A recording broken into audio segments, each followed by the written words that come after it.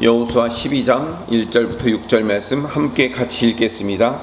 이스라엘 자손이 요단 저편 해 돋는 쪽 곧 아르논 골짜기에서 헤르몬 산까지의 동쪽 온 아라바를 차지하고 그 땅에서 쳐 죽인 왕들은 이러하니라.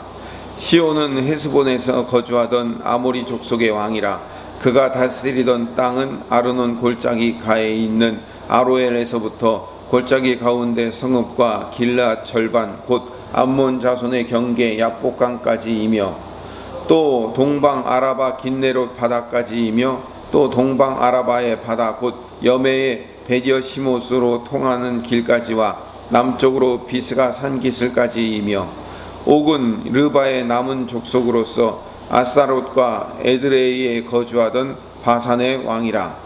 그가 다스리던 땅은 헤르몬 산과 살르가와 온 바산과 및 그술 사람과 마아가 사람의 경계까지의 길르앗 절반이니 헤스본 왕 시온의 경계에 접한 곳이라.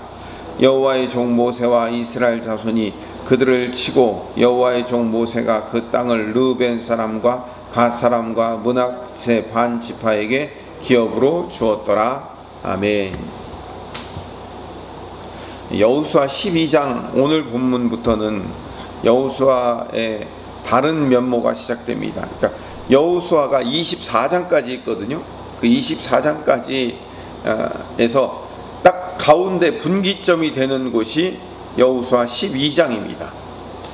1장부터 11장 지금까지 읽은 11장까지는 가나안 정복 역사를 쭉 이야기했다면 12장부터 21장까지는 그 차지한 땅을 어떻게 분배하는가에 대한 내용입니다. 이제 이야기식으로 펼쳐진 게 아니라 누구 어느 지파는 어느 땅, 어느 지파는 어느 땅 이렇게 이야기한 거라 12장부터 21장까지는 내용이 좀 너무 단순하고 좀 지루한 내용이 될 수도 있습니다. 그리고 이제 22장부터 24장까지는 여호수아의 고별 설교로 끝을 내게 되는 겁니다. 그러니까 오늘 본문 여호수아 12장이 여호수아의 분기점이 될 수 있습니다. 1장부터 11장까지는 가나안 정복의 역사를 말씀한다고 그랬죠. 그 11장 마지막 23절이 1장부터 11장까지를 요약한 내용이에요. 다시 한번 읽어볼까요? 어제 읽었던 내용이지만 11장 23절 같이 다시 한번 읽어봅시다. 이와 같이 여호수아가 여호와께서 모세에게 말씀하신 대로 그 온 땅을 점령하여 이스라엘 지파의 구분에 따라 기업으로 주매 그 땅의 전쟁이 그쳤더라 라고 이야기해서 실제적인 큰 전쟁은 끝났어요. 여리고성을 정복하고 아이성에서 잠깐 멈춤이 있었지만 그 다음에 기브온 사람들이 와서 투항을 하고 그 일로 말미암아 남방 연합군들이 쳐들어왔을 때 그들을 막아서 이기고 그 다음에 다시 북방 연합군을 이기고 그러고서 이제 큰 전투는 다 끝을 낸 겁니다. 이제부터는 각 지파별로 땅을 나눠줘 가면서 그 땅에 차지한 작은 각 성 하나하나를 돌파해서 그 성들을 무너뜨리고 실제로 그 땅을 차지하는 일만 남게 된 겁니다. 12장이 시작되었는데 12장은 요단 동편이 모세를 통해서 정복된 이야기를 1절부터 6절까지 해요. 그 다음에 7절부터 내일 읽겠지만 24절까지는 여호수아를 통해서 정복된 땅의 가나안 서쪽의 내용을 요약하고 있어요. 그러니까 12장 내용은 우리가 오늘 읽은 본문 1절부터 6절까지는 모세를 통해서 정복한 가나안 동쪽, 내일 읽은 6, 7절부터 24절까지는 여호수아를 통해서 정복되는 요단 서편의 이야기를 요약하고 있는 내용입니다. 그래서 결국은 모세와 여호수아를 통해서 가나안 동편과 가나안 서편 이 양쪽이 다 정복되었다라는 것을 이렇게 다시 반복하는 내용은 강조하기 위해서 그런 겁니다. 뭘 강조하기 위해서냐면 하나님은 약속하시면 그 약속을 반드시 하나님의 방법으로 이루신다라는 것을 말씀하고 있는 거예요. 어떤 약속을 하나님이 하셨길래 그 약속을 이루셨을까요? 창세기 15장 자, 18절부터 21절까지의 말씀을 읽어보도록 하겠습니다. 그날에 여호와께서 아브라함과 더불어 언약을 세워 이르시되 내가 이 땅을 애굽 강에서부터 그 큰 강 유브라데까지 내 자손에게 주노니 곧 겐 족속과 그니스 족속과 간몬 족속과 헷 족속과 브리스 족속과 르바 족속과 아모리 족속과 가나안 족속과 기르가스 족속과 여부스 족속의 땅이니라 하셨더라.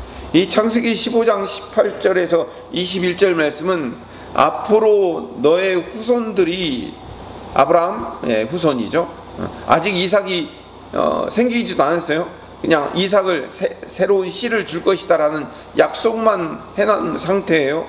그런데 그 씨의 후손들이 나중에 애굽 땅에서부터 큰 유브라데 강까지 내 자손들이 그걸 다 차지할 건데 그 구체적인 이름이 다 들어가 있어요.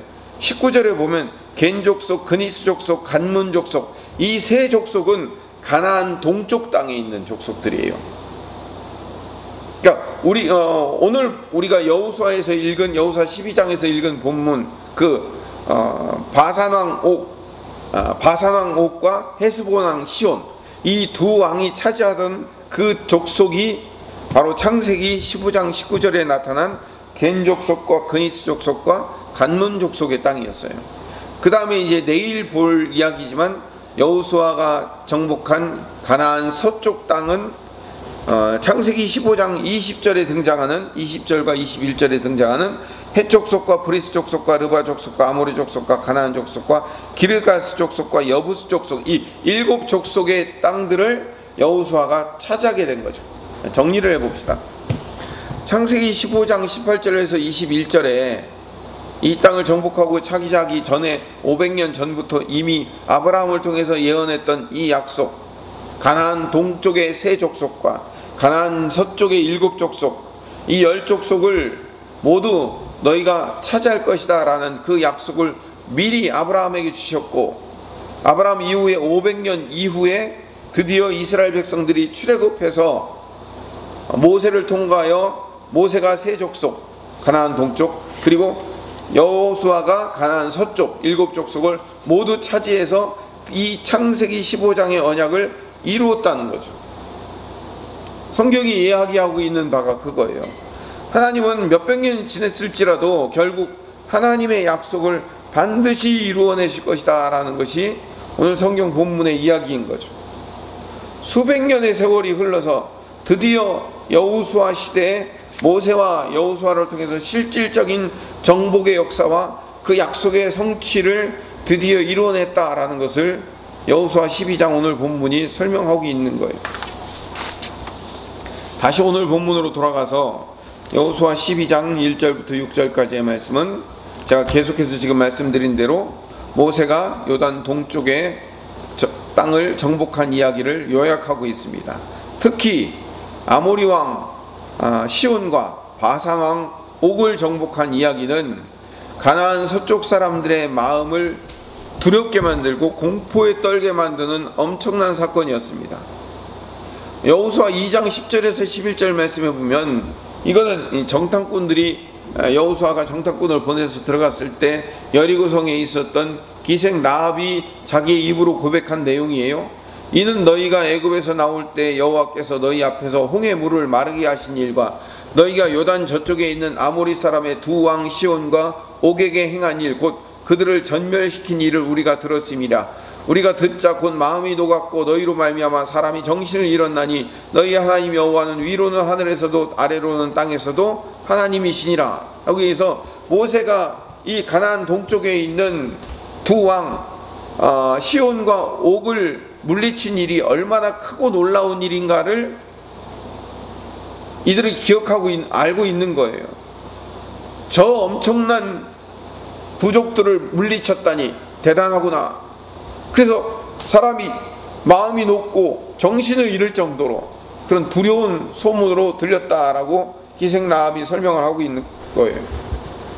그러면 모세가 가나안 동쪽 땅을 정복했을 때 이 시온과 옥이라는 두 왕에게 행한 일, 그리고 그 두 왕을 정복한 일이 얼마나 큰지를 설명하고 있는 게 시편에 설명을 하고 있어요. 시편의 135편 10절에서 12절 말씀 보면 제가 읽어보겠습니다.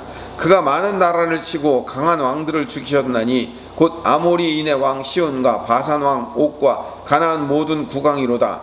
그들의 땅을 기업으로 주시되 자기 백성 이스라엘에게 기업으로 주셨도다. 하나만 더 읽어봅시다. 시편 136편 18절에서 21절에 보면 유명한 왕들을 죽이신 이에게 감사하라. 그 인자하심이 영원함이로다. 아모리인의 왕 시온을 죽이신 이에게 감사하라. 그 인자하심이 영원함이로다. 바산 왕 옥을 죽이신 이에게 감사하라. 그 인자하심이 영원함이로다. 그들의 땅을 기업으로 주신 이에게 감사하라. 그 인자하심이 영원함이로다. 해가지고 그 아모리인의 왕 시온과 바산 왕 옥을 죽인 일이 얼마나 놀라운 일인가를 시편에서도 계속 설명하면서 하나님이 이런 분이다, 하나님이 이렇게 크신 분이다 라는 것을 찬양하는 데 등장하는 거예요. 그러면 이 두 왕이 얼마나 강하고 얼마나 큰 나라인기에 이게 이들을 정복한 일을 그렇게 크게 다루는가? 하나만 더 찾아봅시다. 신명기 3장 11절을 찾아봅시다. 르바임 족속의 남은 자는 바산 왕 옥뿐이었으며 그의 침상은 철 침상이라. 아직도 암몬 족속의 라빠에 있지 아니하냐. 그것을 사람의 보통 규빗으로 재면 그 길이가 9규빗이요 너비가 4규빗이니라 라고 나와 있어요. 자, 이걸 이제 가로를 쳐놨죠. 본문에 보면 이 가로를 좀 자세히 설명하기 위해서 쓴 내용, 이런 의미가 되는 거예요. 가로는 제가 어제 설교한 대로 어제 이스라엘 백성들이 누구를 물리쳤죠? 아낙 자손들을 물리쳤다고 그랬죠. 그 아낙 자손들이 누구예요? 골리앗의 선조들이었잖아요. 그러니까 아낙 자손들의 이 골리앗의 선조였는데, 골리앗은 사무엘상에 보면 그 키가 거의 3m의 수준이라고 얘기가 나와요. 그런데 오늘 이 르바임 족속의 바산 왕 옥이 침대가 얼마나 큰지, 그 왕의 침대를, 이게 자는 침대가 얼마나 큰지를 이렇게 설명을 하고 있어요. 길이가 9규빗이요 너비가 4규빗이다 라고 얘기했어요. 한 규빗이 얼마냐면은, 한 규빗이 여기 팔꿈치부터 손끝까지예요. 여기 대개. 물론 사람마다 다 다르죠. 근데 대략 여기서 여기까지를 45cm로 얘기를 해요. 그러니까 45 곱하기 9 그러면 거의 4m예요. 너비가 4규빗 그러면 폭은 2m예요. 여러분들 집에 있는 킹 사이즈 침대도요 이 정도 아니에요. 2m, 4m라고요. 2m, 4m가 되는 침대에 누가 자겠어요? 거의 3m 정도 되는 골리앗이 잔단 말이에요. 골리앗 같은 사람만 잘 수 있는 침대예요. 그러니까 이 바산 왕 옥이 얼마나 거인이었는지를 이 침대만 봐도 알 수 있다라고 설명을 하고 있는 거예요. 요단강 서쪽에 여호수아가 아낙 자손들을, 그 거인 족속들을 다 물리치고 그 블레셋 지역에 가사와 가드 쪽에만 남아있고 나머지는 몽땅 다 점령했다, 모두 다 진멸했다라고 얘기를 하는데, 모세도 마찬가지였어요. 모세도 요단 동편에서 이 바산 왕 옥과 아모리 왕 시온을 물리칠 때 이 바산 왕 옥과 아모리 왕 시온은 보통 사람이 아니라 다 거인들이었단 말이에요. 침대 4m짜리에서 자는 그런 사람들을 물리친 거예요. 그러니까 그런 사람들을 물리쳤다는 것을 듣고선 놀랐다는 것을 보여주고 있는 거죠. 여기에는 또 영적인 의미도 들어가 있습니다. 이 바산 왕 옥과 아모리 왕 시온, 그리고 또 이스라엘 백성들이 물리친 아낙 자손들, 이런 사람들은요 전부 다 그 창세기에 등장한 네피림들이에요. 네피림. 창세기 6장 4절에 보면 그 가인과 람에게 후예들이 나중에 하나님의 아들들이 사람의 딸과 결혼하여 용사들을 낳았는데 그 용사들의 이름이 네피림이라고 얘기해요. 거인들이죠. 용사, 이런 의미가 담겨져 있어요. 네피림의 뜻에. 세상의 상징이라는 거죠. 그러니까 가나안 동쪽과 가나안 서쪽 모두에 세상의 후예들, 이 네피림들이 그때까지도 있었던 거예요. 하나님이 그 세상의 후예들을 쫓아내시겠다고 작정을 하신 거죠. 이스라엘 백성들을 통해서. 여기에 영적 의미가 있어요. 결국 이스라엘 백성들이 가나안 땅을 차지한 것은 가나안 백성들이 순진하고 아무 죄가 없는 그런 백성들이, 이스라엘 백성들이 400년 동안 멀리 다른 데 있다가 다시 와가지고 내 땅이다 해가지고 그 백성들을 차지했다, 그런 것이 아니라 그 안에는 영적 의미가 담겨져 있는데, 이 인류를 타락하게 만든 세상의 후예들 네피림, 이들을 하나님의 백성들이 쫓아내었다라는 그런 영적 의미들이 거기에 담겨져 있는 겁니다. 오늘 말씀을 정리합시다.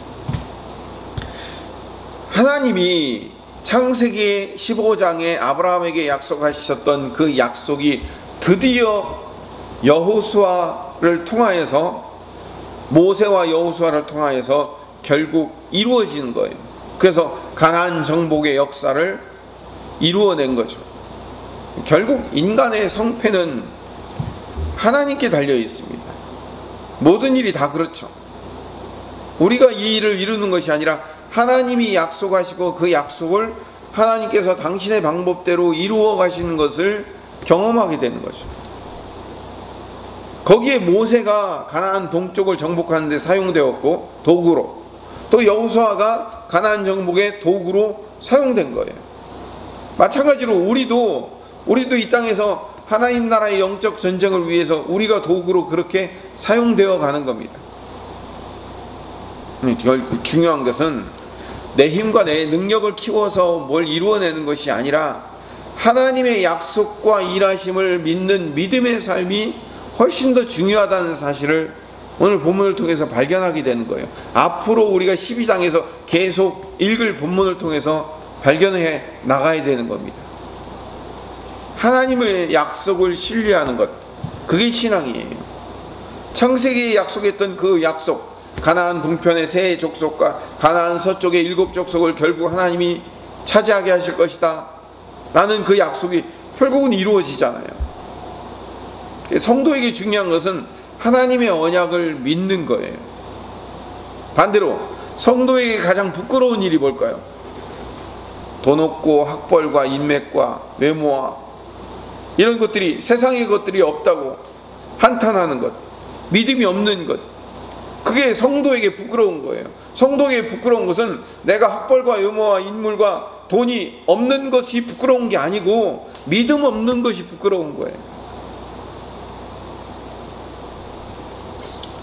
성도는 세상에서 승리의 요건이라고 생각하는 그것들이 없음으로 말미암아 부끄러운 것이 아니라 믿음이 없음을 부끄러워하는 사람들이 되어야 돼요. 우리는 하나님의 약속을 신뢰하고 하나님의 약속을 의지하는 하나님의 백성이기 때문에 그렇습니다. 오늘도 하나님만 신뢰하고 그 믿음으로 한 걸음씩 걸어가 승리를 경험하는 하나님의 백성 되시기를 간절히 소망합니다.